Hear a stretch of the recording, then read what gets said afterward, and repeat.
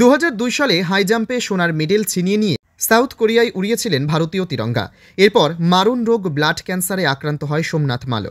2016 সালে চাকরি পান তিনি, ছিলেন স্কুলের করণিক পদের দায়িত্বে। সুপ্রিম কোর্টের নির্দেশে বাতিল হয় প্রায় 26,000 চাকরি। রেয়াত পেলেন না সোমনাথ বাবুও।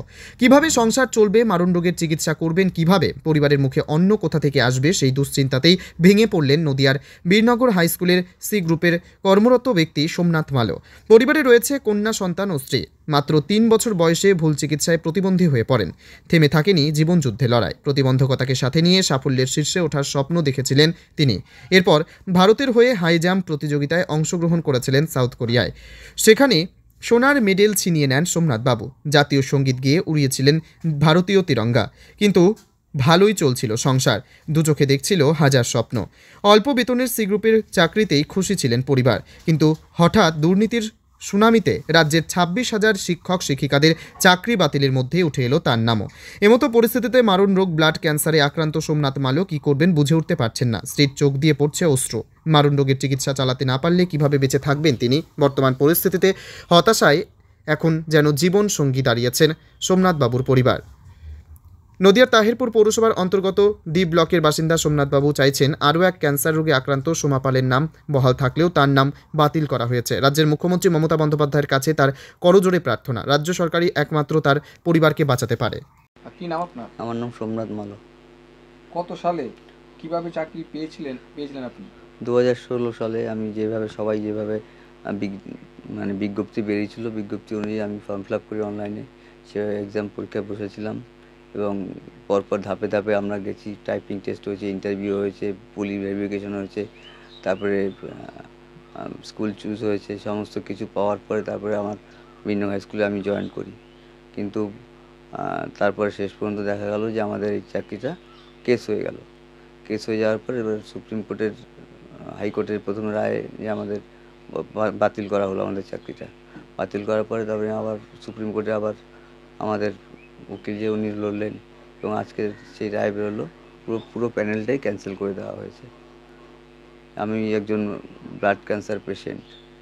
আমি 2002 সালে ভারতবর্ষের হয়ে হাই জাম্পে সোনার মেডেল পেয়েছিলাম এবং তেরঙ্গা ঝান্ডা তুলেছিলাম বিদেশের মাটিতে। দেশের জন্য লড়াই করে আমি সোনার মেডেল এনেছি। তার পরিণামে আজকে আমাকে চোরের দায়ে চাকরিটা ছেড়ে দিতে হলো। তাই মহামান্য, এবং শুধু তাই না, আমাদের যে আরেকজন যে ক্যান্সার পেশেন্ট সোমা দাস, ওর ক্ষেত্রে এক নিয়ম, আমার ক্ষেত্রে আর এক নিয়ম। আমি একজন ক্যান্সার পেশেন্ট, আমার চাকরিটা চলে গেল এবং সোমা দাসের চাকরিটা বহাল রয়ে গেল। তাই মহামান্য সুপ্রিম কোর্টের কাছে আমার একটাই আবেদন যে আমার চাকরিটা যেন পুনরায় ফিরিয়ে দেওয়া হয়। তাহলে আমি আমার পরিবারটা নিয়ে আমি বাঁচতে পারবো। এবং আমার প্রত্যেক মাসে ক্যান্সারের জন্য আমার 9,000 টাকা মেডিসিন লাগে, ওষুধ লাগে, ওষুধ পয়সা দিয়ে কিনতে হয়। আমি বর্তমানে এখন CNCI চিত্তরঞ্জন ক্যান্সার রিসার্চ ইনস্টিটিউটে আমি চিকিৎসাধীন রয়েছি। তাই এই মুহূর্তে যদি আমার চাকরিটা চলে যায় তাহলে আমাকে ওষুধ না পেয়ে মরে যেতে হবে। তাই আমার একটাই অনুরোধ, একটাই আবদার, পশ্চিমবঙ্গের মুখ্যমন্ত্রীর কাছেও একটাই অনুরোধ যে দয়া করে বিষয়টা যদি দেখেন একটু। অন্যান্য দিনের মতো কি আজকেও কি স্কুলে গিয়েছিলেন? না, আমি আজকে রায় বেরোবে বলে আমি আজকে যাইনি। টিভিতে বসেছিলাম, রেডি হচ্ছিলাম।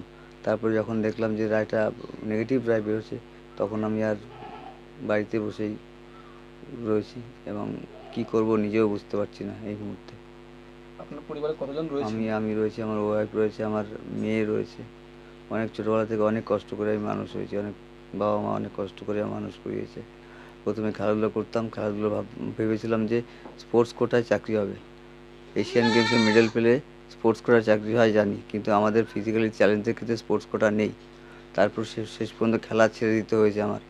খেলা ছেড়ে দিয়ে পড়াশোনা করলাম। পড়াশোনা করার পরে তারপরে চাকরিতে জয়েন করলাম। একটা চাকরি করতাম, L&Tতে চাকরি করতাম। ওই চাকরি ছেড়ে দিয়ে আমি এই রাজ্য সরকারের চাকরিতে আসলাম, কিন্তু শেষ পর্যন্ত এই চাকরিটাও চলে গেল। এখন এই বয়সে যদি আমাকে সবই তো ভুলে গেছি, এই বয়সে তো কোনোভাবেই সম্ভব না পরীক্ষা দিয়ে চাকরি পাওয়া। তাই আমি অনুরোধ করছি মহামান্য আদালতের কাছে, সুপ্রিম কোর্টের কাছে এবং বাংলার মুখ্যমন্ত্রীর কাছে যে আমার বিষয়টা পুনরায় ভাবার প্রয়োজন এবং ভাবলে একটু ভালো হয়।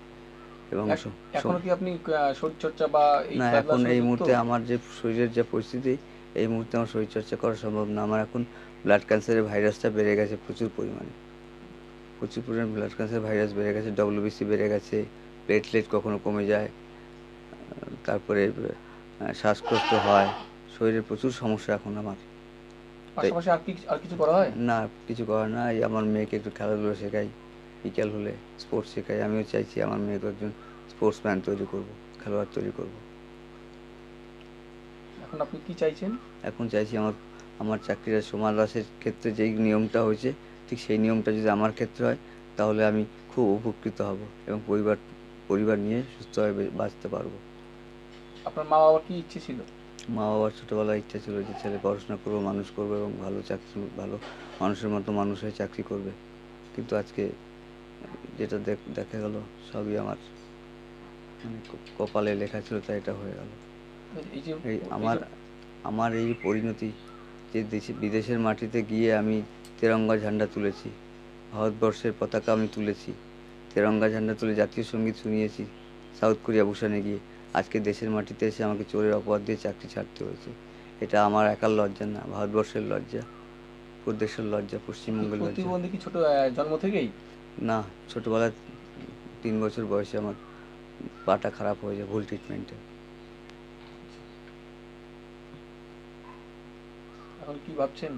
এখন আর কি ভাবছি, এখন কিভাবে চলবে আপনার সংসার? কিভাবে চলবে আমার সংসার। কি নাম আপনার? আমার নাম সোমনাথ মালো।